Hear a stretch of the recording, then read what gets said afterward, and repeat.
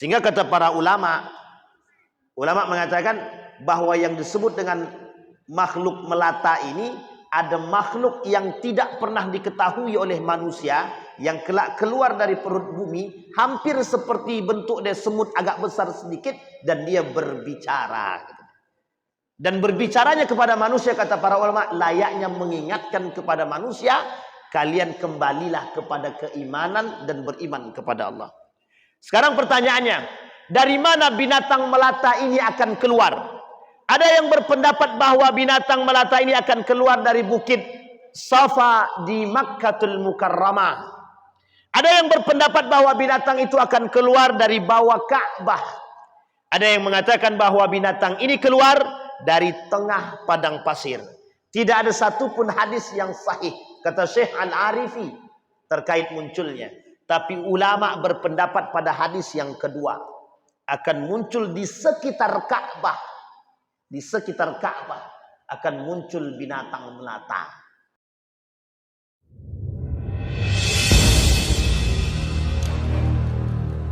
Bismillahirrahmanirrahim. Assalamualaikum warahmatullahi wabarakatuh. Alhamdulillahi rabbil alamin, wa bihi nasta'in ala umurid dunya waddin, wassalatu wassalamu ala ashrafil anbiya'i wal mursalin, wa ala alihi wa sahbihi ajma'in. Allahumma salli wa sallim wa barik ala hadzal nabiyil karim. Allahumma salli ala Muhammad wa ala ali Muhammad fil alamin innaka Hamidum Majid. Ya ayyuhan nasu ittaqu rabbakumul ladzi khalaqakum min nafsin wahidah wa khalaqa minha zawjaha wa batha minhuma rijalan katsiran wa nisaa'a wattaqullaha alladzi tasaaluna bihi wal arham innallaha kana 'alaikum raqiba. Wa qala Allah ta'ala fartaqib yawma ta'tis samaa'u bidukhanin mubin yaghshan nasa hadza 'adzabun alim rabbana ikshif 'annal 'adzaba inna mu'minun anna lahumudz dzikra wa qad ja'ahum rasulun mubin. Shadaqallah. Puji syukur kehadirat Allah. Mudah-mudahan kita semua termasuk orang-orang yang husnul khatimah. Amin ya rabbal alamin. Insyaallah orang tua kita termasuk yang husnul khatimah juga. Disehatkan, dikuatkan, dilimpahkan rezeki, dianugerahkan anak-anak yang soleh dan berbakti kepada mereka. Dan insyaallah kita punya generasi yang taat kepada Allah dan generasi-generasi yang cinta kepada Allah. Amin ya rabbal alamin. Untuk orang tua kita yang telah mendahului, Allah tempatkan di tempat terbaik di sisinya. Allah terima amal ibadahnya. Allah kumpulkan kelak bersama orang-orang yang soleh. Amin ya rabbal alamin. Baik Bapak Ibu sekalian yang berbahagia, di dalam surat Ad-Dukhan Allah berkata atau Allah berfirman dalam surat Ad-Dukhan ayat 10 sampai 13 yang tadi kita bacakan. Fartaqib yauma ta'tis samaa'u bidukhanin mubin. Kata Allah, maka tunggulah hari ketika langit membawa kabut yang nyata yang meliputi manusia. Inilah azab yang pedih. Mereka berdoa kepada Allah, ya Tuhan kami, ya Rabb, kata mereka, Rabbana ikshif anna azaba inna mu'minun. Ya Tuhan kami, lenyapkanlah dari kami azab itu. Sesungguhnya kami adalah orang-orang yang beriman. Anna lahumul adzikra wa qad ja'ahum rasulun mubin. Bagaimanakah mereka dapat menerima peringatan padahal telah datang kepada mereka seorang rasul yang memberi penjelasan. Bapak Ibu sekalian yang berbahagia, sebelumnya kita bahas tentang tanda-tanda kecil datangnya hari kiamat. Tanda-tanda hari kiamat ini ada dua. As-sughra wal kubra, kecil dan besar. Kemarin kita bahas persoalan perperangan di bulan yang lalu. Bagaimana posisi perperangan yang terjadi antara Iran, antara Israel, sekarang tambah dengan ada yang disebut dengan Suriah, Amerika, dan beberapa negara yang lain termasuk Yaman dalam perperangan ini. Tujuannya satu, memerdekakan Palestina agar kelak Palestina ini masuk dalam kategori negara yang sejahtera dan kembali merdeka seperti sedia kala. Penaklukan Palestina Yerusalem terjadi pada masa baginda Nabi Muhammad SAW, pada masa Umar bin Al-Khattab, pada masa Salahuddin Al-Ayyubi. Tiga: Nabi, Umar, Salahuddin Al-Ayyubi. Maka sekarang terjadi gempuran besar di tengah umat muslim hari ini, dengan berbagai macam ledakan letusan yang terjadi oleh para penjajah negara Palestina bumi pertiwi, yang ketika ini akan menjadi persoalan bagi kita, di mana keberpihakan orang-orang beriman. Tapi kita ingin bahas malam hari ini adalah tanda hari kiamat. Terima kasih memang.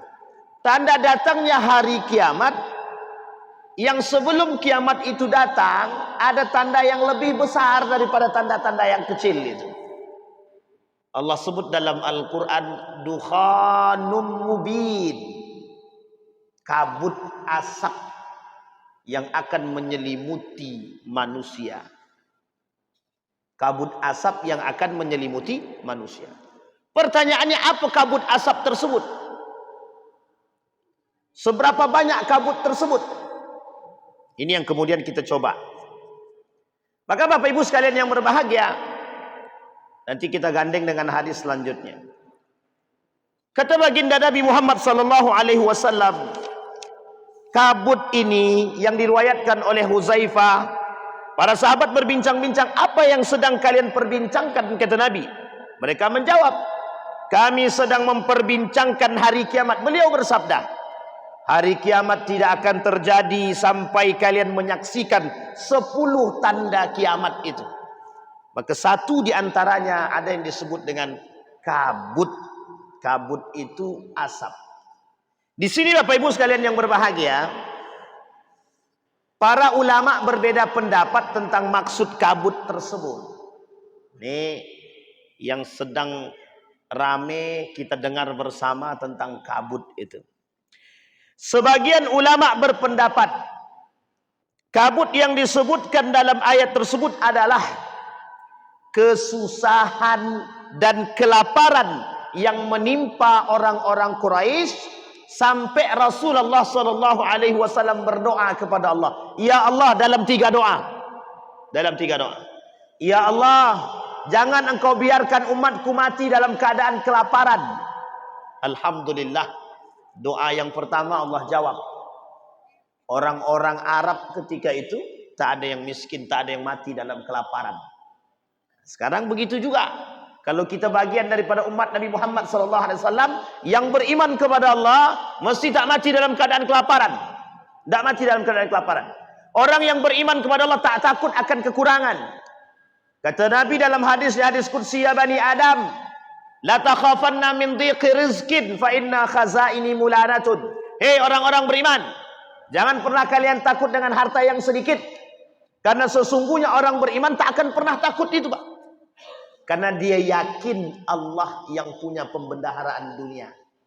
Jadi kata Nabi berdoa, ya Allah, jangan engkau biarkan umatku mati dalam keadaan kelaparan. Yang beriman.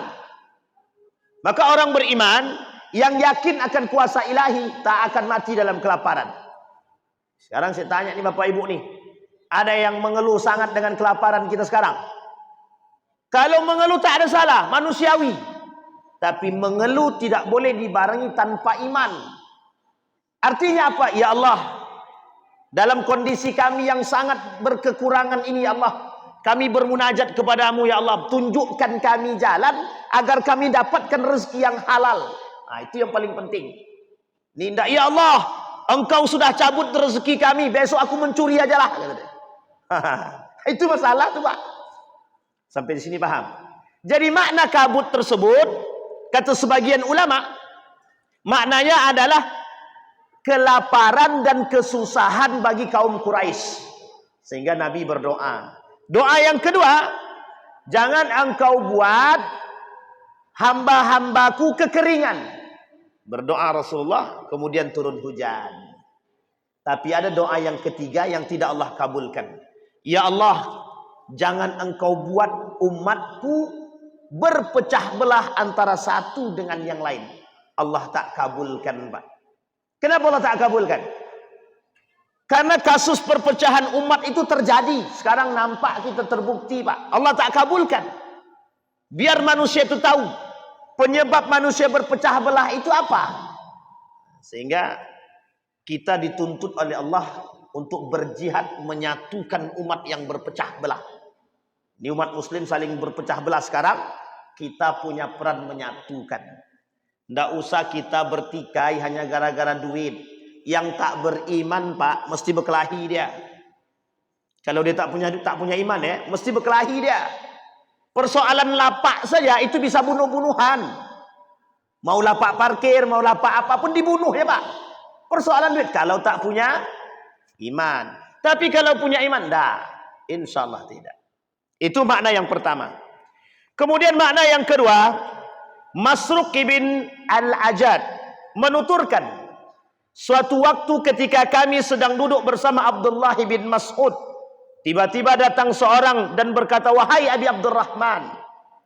Ada seorang penutur kisah menuturkan serta mengira bahwa ad-dukhan turun lalu mengambil nyawa orang-orang kafir dan menyebabkan penyakit flu bagi kaum mukminin. Abdullah bin Mas'ud pun duduk lalu berkata kepada mereka dengan berang itu marah. Apa kata Abdullah bin Mas'ud? Jangan asal ngomong. Kalau tidak tahu lebih baik katakan wallahu a'lam bis-shawab. Kata Abdullah bin Mas'ud. Kata Abdullah bin Mas'ud, kalau tidak tahu maksud dukhan tersebut, jangan asal ngomong, katakan wallahu a'lam bis-shawab. Nah, ini perkataan Ibnu Mas'ud. Kemudian kata para ulama, kemudian diriwayatkan, aku tidak meminta upah sedikit pun dari kalian atas dakwaku, kata Rasulullah. Dan bukankah aku termasuk orang-orang yang mengada-ngadakan? Sehingga kata Ibnu Mas'ud, sesungguhnya ketika Rasulullah SAW melihat pentolan orang-orang Quraisy terhadap dakwah beliau berdoa, ya Allah, turunkanlah 7 seperti 7 yang turun pada masa Nabi Yusuf alaihissalam. Apa yang turun pada Nabi Yusuf pada masa Nabi Yusuf? 7 dalam mimpi. 7 masa paceklik, 7 masa kesejahteraan. Diminta oleh Raja Fir'aun Mesir. Tapi waktu itu, pada masa Nabi Yusuf, Raja Mesir itu tak mau dipanggil Fir'aun. Namanya Malik, Raja. Karena Fir'aun pada masa Nabi Yusuf ini berbeda silsilah keturunan. Memang sama-sama dari Mesir. Yang satu Mesir kota, yang satu Mesir pesisir. Nah, yang Mesir pesisir nih yang jadi raja pada masa Nabi Yusuf. Sehingga dia tak mau dipanggil Fir'aun. Karena sebenarnya Fir'aun itu nama lain daripada Raja Mesir. Tapi pada masa Nabi Yusuf tak mau dia. Raja itu tak mau dipanggil Fir'aun. Dia dipanggil Malik saja. Singkat cerita, ada dalam mimpi. Raja bermimpi 7 persoalan 7 tersebut. Oleh Nabi Yusuf disampaikan 7 masa paceklik. Dan akan datang 7 masa kesejahteraan. Maka kata Nabi Yusuf, pada masa itu kumpulkan banyak-banyak. Akan datang 7 masa paceklik. Kita harus dengan yang kita tanam tadi, itu akan kita tuai. Yang kita simpan tadi bisa mengatasi persoalan. Nabi berdoa demikian. Nah kemudian paceklik pun melanda mereka hingga tak ada yang tersisa. Sampai-sampai mereka memakan kulit bangkai karena kelaparan. Ketika salah seorang dari mereka melihat ke langit, didapati kabut pekat yang hitam di sana yang membuat mata manusia sakit. Ini pandangan yang kedua. Tadi pandangan pertama kelaparan. Pandangan yang kedua kabut tersebut adalah kabut beneran yang membuat mata sakit. Ibnu Mas'ud juga menyampaikan ada 5 tanda kiamat yang sudah terjadi. Ada 5 tanda kiamat yang sudah terjadi. Al-Lizam, Ramawi, perang besar, terbelahnya bulan, dan kemunculan kabut. Disampaikan oleh para ulama. Yang pertama Al-Lizam. Al-Lizam kata para ulama, dijelaskan dalam firman Allah, tetapi bagaimana kalian beribadah kepadanya padahal kalian sedang mendustakan ayatnya, bahwa yang dimaksud oleh Al-Lizam di situ azab yang Allah berikan kepada mereka. Dianggap kabut. Yang kedua Romawi, penaklukan Romawi sudah terjadi.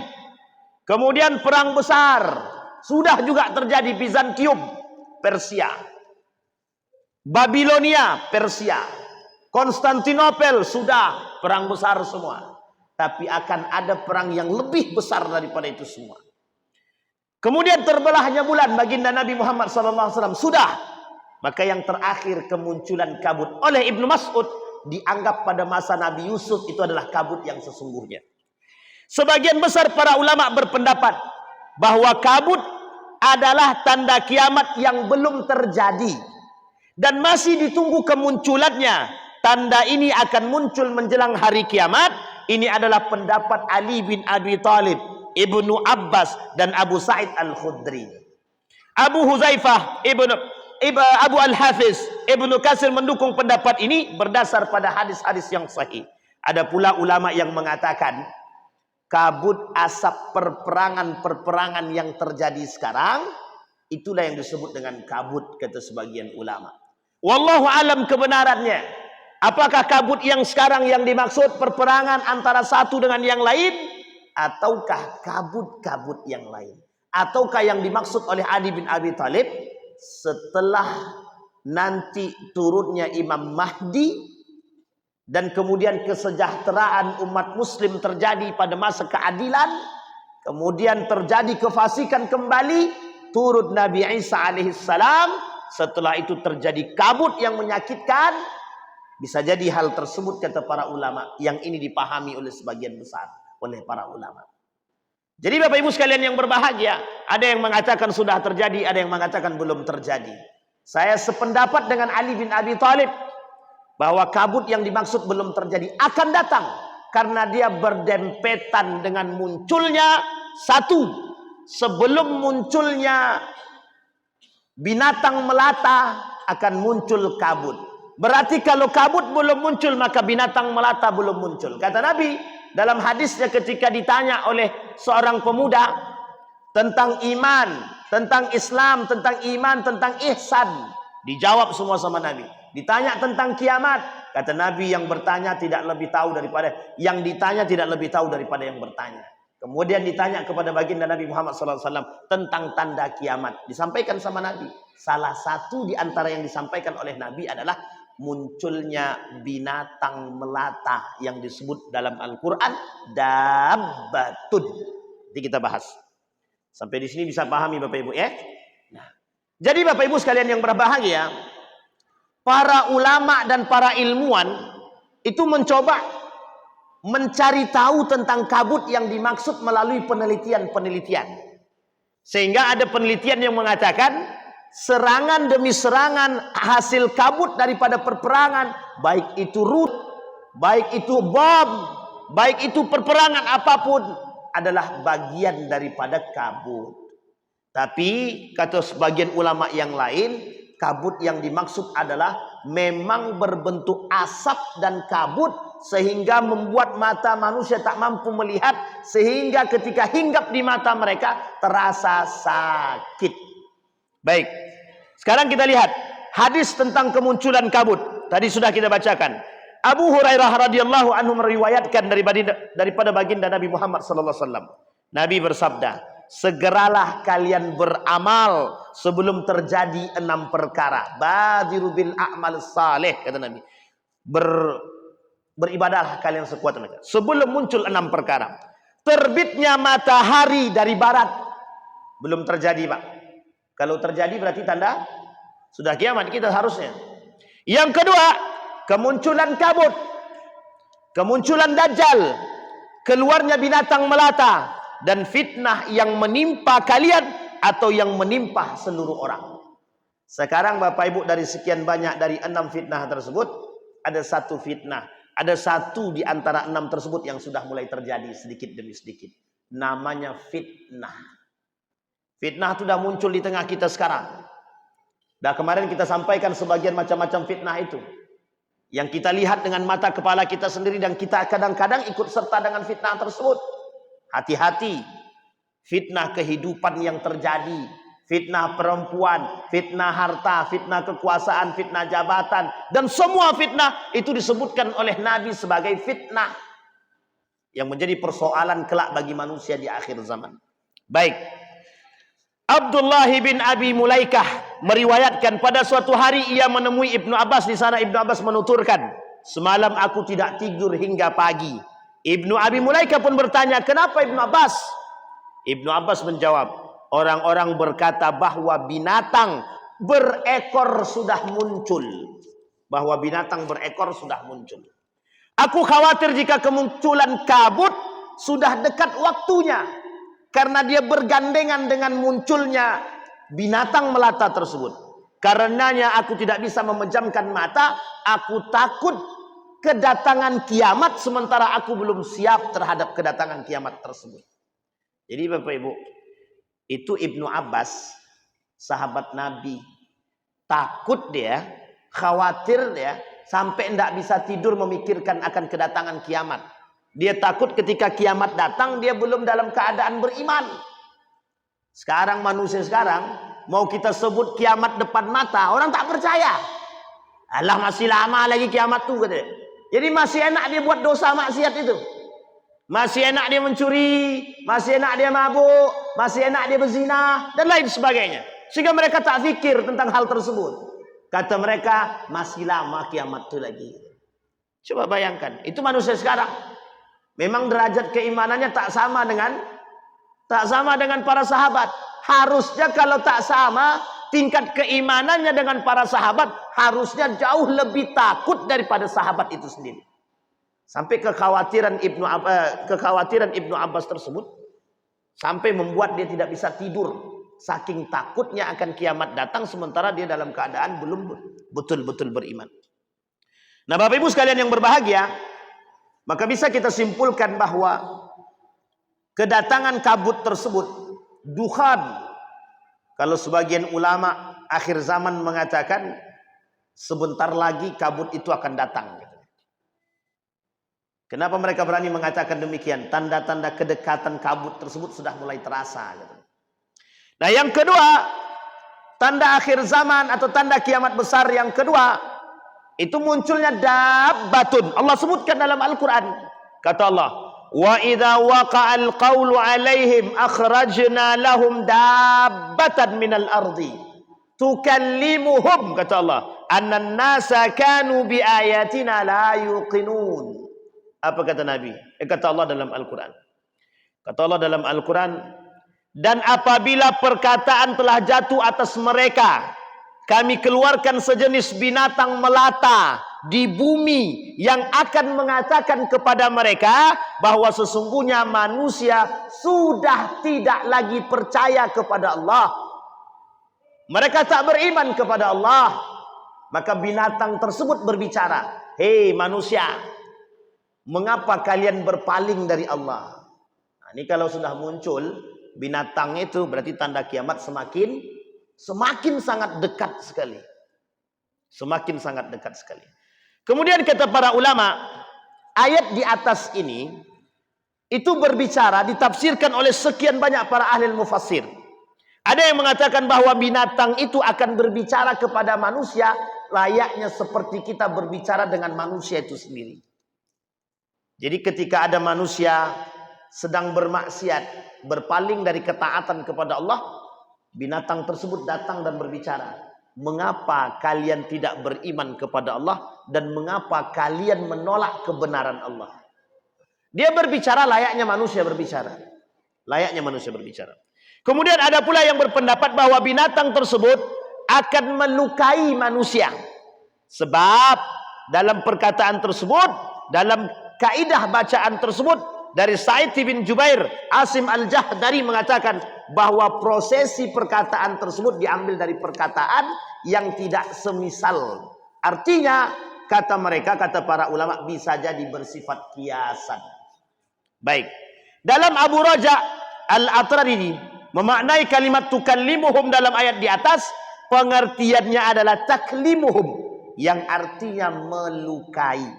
Jadi nanti binatang melata itu kata At-Tirmidzi itu nanti dia menyakiti kita. Binatang tersebut menyakiti kita. Tapi Al-Mawardi wa Tha'labi menyebutkan sifat-sifat aneh binatang tersebut tanpa berdasarkan pada satu dalil pun. Sepertinya kepalanya adalah kepala banteng, telinganya seperti telinga gajah, dan lain sebagainya. Dan ini diambil dari pemahaman Syekh Abdul Qadir Al-Jailani juga mengatakan hal yang sama. Kelak binatang melata itu, kata dia, kepalanya kepala banteng, telinganya seperti telinga gajah, dan lain sebagainya. Tapi kata para ulama mayoritas, bahwa sesungguhnya binatang melata itu adalah binatang yang nanti keluar dari perut bumi. Yang ketika keluar dari perut bumi, dia melata, berjalan, merangkak. Dan kemudian ketika dia lihat manusia tidak beriman kepada Allah atau menyimpang dari ajaran Islam, dia berbicara. Sebagian ulama, mayoritas ulama berpendapat dengan seperti yang saya katakan. Kenapa demikian? Karena kalimatnya dalam Al-Quran, fil ardi. Nah, ini yang kemudian dipersoalkan oleh sebagian ulama yang lain. Bisa jadi dari perut bumi muncul binatang, bisa jadi di dalam bumi. Bukan hanya di dalam bumi ini, tapi bisa jadi kita ini. Apa maksudnya? Maksud sebagian para ulama, ada yang mengatakan, dan para ilmuwan juga mengatakan sebagian, yang dimaksud dengan binatang melata ini yang bisa berbicara, drone yang terbang. Tahu Bapak Ibu drone yang terbang? Drone terbang ini itu bisa berbicara, bisa menyensor manusia, bisa melihat manusia. Bisa dia tahu nih Pak Imam, ditengok data dia lengkap semua. Lengkap semua data dia. Bisa jadi seperti itu. Bahkan sekarang Bapak Ibu teknologi canggih, secanggih-canggihnya Pak. Ada robot yang bisa melakukan sesuatu. Robot bisa masak. Robot bisa pergi ke pasar. Robot bisa belanja. Robot bisa cuci piring. Oleh sebagian mengatakan kemunculan teknologi adalah bagian daripada munculnya binatang melata. Meskipun oleh sebagian para ulama mengatakan tidak terlalu kuat ketika kita mengatakan hal demikian daripada pemahaman makhluk melata tersebut. Sehingga kata para ulama mengatakan bahwa yang disebut dengan makhluk melata ini ada makhluk yang tidak pernah diketahui oleh manusia, yang kelak keluar dari perut bumi, hampir seperti bentuk dia semut agak besar sedikit, dan dia berbicara. Dan berbicaranya kepada manusia, kata para ulama, layaknya mengingatkan kepada manusia, kalian kembalilah kepada keimanan dan beriman kepada Allah. Sekarang pertanyaannya, dari mana binatang melata ini akan keluar? Ada yang berpendapat bahwa binatang melata ini akan keluar dari bukit Safa di Makkatul Mukarramah. Ada yang berpendapat bahwa binatang itu akan keluar dari bawah Ka'bah. Ada yang mengatakan bahwa binatang ini keluar dari tengah padang pasir. Tidak ada satupun hadis yang sahih, kata Syekh Al-Arifi, terkait munculnya. Tapi ulama berpendapat pada hadis yang kedua, akan muncul di sekitar Ka'bah. Di sekitar Ka'bah akan muncul binatang melata. Dulu, beberapa tahun yang lalu, muncul binatang-binatang di atas Ka'bah di waktu di Mekah itu Pak. Muncul binatang banyak Pak. Oleh sebagian dianggap bahwa binatang ini sejalan dengan binatang melata tersebut. Atau ada dalil yang lain mengatakan akan banyak binatang-binatang terbang yang akan datang membawa penyakit. Dan mereka ada di Mekah. Dianggap sebagai satu dalil akan kemunculan tanda hari kiamat. Tapi beberapa tahun ini kemudian hilang. Tak ada lagi binatang tersebut, tak ada lagi. Sehingga mereka anggap bagian itu ketika dia muncul, tiba-tiba muncul Pak, banyak sekali binatang terbang. Dan bisa terbang Pak, banyak sekali binatang tersebut. Hinggap di atas, di Ka'bah, di mana-mana, hinggap dia Pak. Dan hinggap di badan-badan orang-orang yang datang ketika itu melaksanakan ibadah umrah.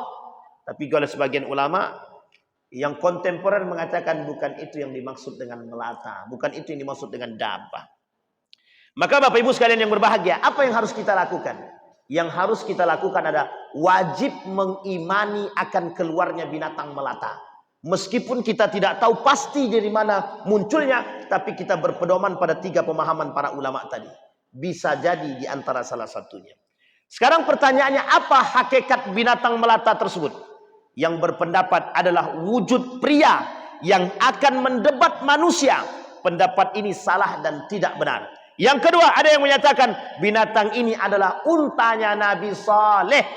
Kemudian di pendapat ini tidak juga dibenarkan. Ada yang berpendapat binatang ini adalah anak unta Nabi Saleh, juga tidak bisa dibenarkan. Sehingga kata para ulama, belum tentu bisa dibenarkan. Kita harus lihat dulu.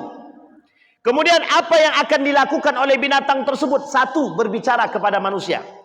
Apa yang akan dia katakan? Bahwa sesungguhnya manusia dahulu tidak yakin kepada ayat-ayat kami. Kemudian dia berkata, apa yang membuat kalian tidak percaya kepada Allah? Apa yang membuat kalian berpaling daripada kebenaran agama? Apa yang membuat kalian tidak beriman kepada Allah? Nah Bapak Ibu sekalian yang berbahagia, ketika binatang melata ini muncul, memang posisi umat muslim dalam keadaan yang sangat carut marut. Banyak yang berpaling daripada Allah. Karena kasusnya Bapak Ibu, sekarang kita lihat orang-orang yang mengaku beriman kepada Allah banyak sekali Pak, beriman. Tapi pagi dia beriman, malam dia kafir. Sampai Nabi bilang, yumsi kafiran wa yusbih mu'minan. Yusbih kafiran wa yumsi mu'minan. Kata Nabi, orang beriman sekarang nih, manusia akhir zaman tuh kata Nabi, pagi dia beribadah kepada Allah, malam dia kafir. Atau sebaliknya, malam dia mukmin, besok pagi dia kafir gitu. Nah manusia sekarang begitu Pak. Hari ini dia berkata iman, nanti malam dia dah kafir sama Allah. Kapan kita lihat itu? Kita lihat ketika manusia punya masalah. Ketika manusia punya banyak masalah, ya Allah, tolong kau turunkan solusi dalam masalah kami, ya Allah. Datang kepada Allah semua. Selesai solusi datang, main batu domino dia. Coba bayangkan. Padahal sebelumnya dia punya masalah, datang kepada Allah, bertahajud dia, duha dia, jalan dia.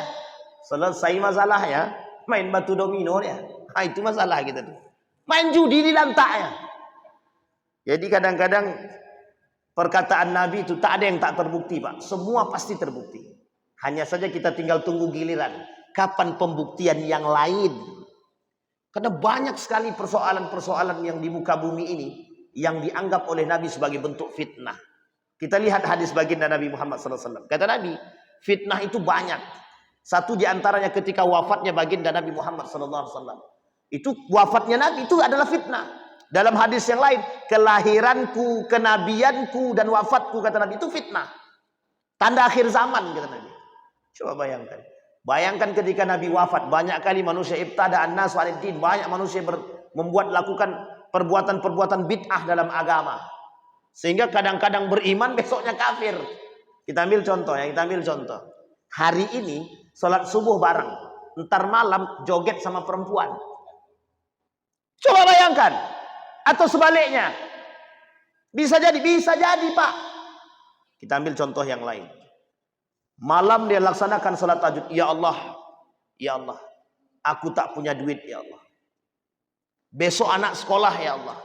Mengadu sama Allah Pak. Beriman dia sama Allah. Besok pagi, ente mau korupsi enggak? Kalau mau korupsi, insya Allah duit banyak nih. Anakmu bisa selamat. Jalan deh Pak. Jadi unik gitu. Manusia sekarang ini unik gitu. Iman iya, korupsi jalan gitu. Bahasa lainnya, sholat oke, judi oke. Sampai sini paham ya Bapak Ibu? Ini kerancuan Pak. Ini fitnahnya begitu memang.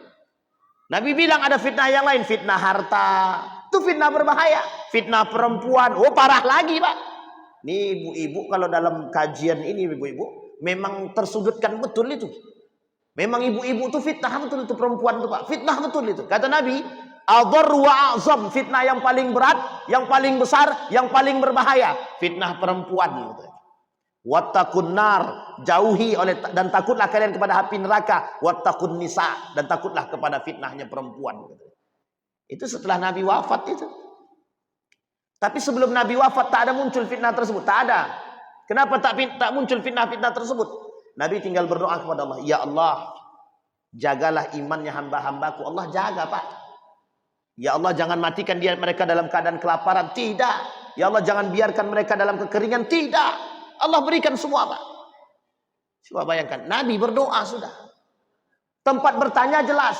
Ya Rasulullah, apa hukumnya maulid Nabi? Itu kalau ditanya akan masa Nabi Pak. Cuman pada masa Nabi, tak ada yang bertanya tentang maulid Nabi. Makanya sekarang berkelahi Pak. Masalahnya, kalau mau silahkan, tak mau ya udah selesai. Cuman yang menjadi masalah bukan persoalan maulid Nabi-nya Pak. Dalam maulid Nabi itu ada jogetnya Pak, ada biduannya. Itu masalah tuh Pak. Fitnahnya di situ. Sampai di sini paham ya Bapak Ibu ya. Orang berkelahi persoalan maulid Nabi. Ini yang masalahnya bukan itu yang perlu kita perkelahian. Yang perlu kita bahas itu apa isi maulid Nabinya. Kalau dalam maulid Nabinya zikir, dalam maulid Nabinya mengingat perjalanan baginda Nabi, membangun semangat juang dan jihad, oh itu baik sangat Pak, sangat baik. Tapi kalau dalam maulid Nabi itu ceramahnya 5 menit, goyang poco-poconya 100, ini masalah Pak. Karena lebih banyak fitnahnya Pak, lebih banyak bid'ahnya, itu yang ditakutkan. Sehingga yang dibenarkan adalah zikra maulid Rasul sallallahu alaihi wasallam itu adalah bagaimana mengambil perjalanan dari sirah kehidupan baginda Nabi Muhammad sallallahu alaihi wasallam. Ini fitnah Bapak. Ini yang kita alami. Nah, kembali kepada tadi. Apa yang dibicarakan oleh binatang tersebut mengingatkan kita, hei manusia, yang engkau telah berpaling daripada Allah, kembalilah, berimanlah kepada Allah. Kira-kira Pak, kalau Bapak tiba-tiba datang, binatang bicara, Pak Imam, kau tadi melakukan maksiat, berimanlah kepada Allah. Kira-kira gimana tuh reaksi dan respon Pak Imam kita? Kabur Pak, apa gimana? Tapi bukan begitu Pak. Orang beriman, dia tak akan kabur karena dia tahu. Orang beriman mesti tahu Pak. Tapi orang yang tidak beriman, mereka akan merasakan bagaimana mereka harus kembali kepada keimanan. Kemudian, menandai manusia dengan cap dari besi panas. Sehingga binatang itu akan bawa cap stempel. Ini mohon maaf ya. Bukan tukang sekretaris yang bawa stempel palsu, bukan ya. Ini bukan. Nanti dia tanya, ditengok dia. Oh, si Ridwan, mukmin dia, kasih stempel mukmin. Oh, ini kafir dia, kasih stempel kafir. Begitu Pak. Nah, yang dapat stempel kafir akan diingatkan kembali kepada Allah, kembali kepada kebenaran. Ada yang percaya dan ada yang tidak percaya. Setelah itu binatang ini akan memberikan tanda kepada manusia berupa stempel dari besi yang panas, yang kemudian kata Abu Umamah bahwa Rasulullah SAW bersabda, nanti seekor binatang melata akan muncul ke muka bumi untuk menandai manusia dengan cap stempel di hidung mereka. Kemudian mereka berbaur dengan kalian sehingga ketika seorang membeli seekor unta, ia akan ditanya, dari siapa engkau membelinya? Orang itu menjawab, aku membelinya dari salah seorang yang hidungnya dicap, yang diberikan stempel. Pertanyaan kemudian, apakah pemberian tanda cap atau stempel itu berlanjut sampai kiamat? Apakah tanda cap juga akan dimiliki generasi selanjutnya? Setelah binatang melata ini menandai manusia dengan cap stempel yang dipanaskan, sehingga benar dan salah, mukmin dan kafir bisa dibedakan. Apa yang selanjutnya akan terjadi? Maka selanjutnya akan datang fase-fase selanjutnya, tanda-tanda kiamat selanjutnya. Setelah tanda kiamat tentang makhluk melata ini, ada 4 tanda kiamat besar yang akan terjadi. Nah, 4 tanda kiamat besar ini akan menunjukkan akan datangnya hari kiamat yang sesungguhnya. Nah, jadi Bapak Ibu, kalau kita sudah lihat tanda itu, berarti tanda kiamat itu terasa dekat. Sekarang saja sebenarnya, Kalau kita mau melihat dengan iman betapa kacaunya dunia ini sekarang, itu seolah-olah kita sudah berada di akhir zaman betul, Pak. Orang jujur dianggap salah, orang salah dianggap jujur. Bayangkan. Kenapa demikian? Karena memang persoalannya, Pak. Ini sampai jam berapa nih? Berapa menit lagi? Oh ya, alhamdulillah. Ini kalau tak diingatkan lewat nih Pak Imam, bahaya nih. Jadi Bapak Ibu, sekarang nih kita harus melihat dengan mata iman. Kalau kita tak lihat dengan ilmu dan iman, kita terjerumus, Pak. Kita tidak tahu, Pak, tidak bisa. Sekarang nih kita sulit membedakan mana yang salah, mana yang betul. Mana yang beriman, mana yang kafir, kita tidak tahu. Mana yang munafik, mana yang mukmin, kita tidak tahu, Pak. Semua sholat, Pak. Semua sholat. Tapi kita tidak tahu tuh yang sholat beneran itu, yang betul-betul mukmin itu yang mana, nggak tahu kita. Sehingga ketika binatang melata itu datang, itu memberi stempel itu. Oh, tahu kita bisa kita bedakan ini mukmin, ini kafir itu. Tapi sekarang kita tidak bisa, Pak, membedakan mana yang kafir, mana yang mukmin, mana yang munafik, mana yang tidak. Itu kita tidak tahu. Pengkhianat dianggap amanah, yang amanah dianggap pengkhianat, itu kata Nabi. Sanawatun khadda'at gitu. Masa-masa tipu daya. Nah, Bapak Ibu sekalian yang berbahagia, yang bisa membuat kita bertahan kejujuran kita pada diri kita sendiri akan keimanan kita. Dari mana nanti kita bisa tahu? Kalau kita bertemu dengan makhluk tersebut, maka kita akan tahu bahwa kita ini beriman atau tidak. Tapi kita perlu kejujuran pada diri kita untuk tetap istiqamah dalam keimanan. Maka kata para ulama, kata Nabi dalam hadisnya, badiru bil a'mal as-salih. Siapkan dirimu, kuatkan dirimu dengan amal-amal yang soleh. Kenapa demikian? Karena persoalannya kalau engkau tidak soleh, maka engkau akan bersama dengan orang-orang kafir atau kaum munafik. Tapi kalau engkau yang saleh, maka disitulah pertanggungjawaban dan ketahanan kita dalam menghadapi fitnah akhir zaman sebelum datangnya hari kiamat. Dua dari persoalan tanda kiamat besar sudah kita sampaikan. Satu kabut, yang kedua makhluk melata. Insya Allah kita akan sampaikan tanda-tanda kiamat besar yang lain yang kita barengi dengan tanda-tanda kiamat kecil yang lain. Mudah-mudahan kita semua termasuk orang-orang yang istiqamah dan menjaga keimanan dan ketakwaan. Amin ya rabbal alamin. Fa'tabiru ya ulil absar la'allakum tuflihun. Assalamualaikum warahmatullahi wabarakatuh.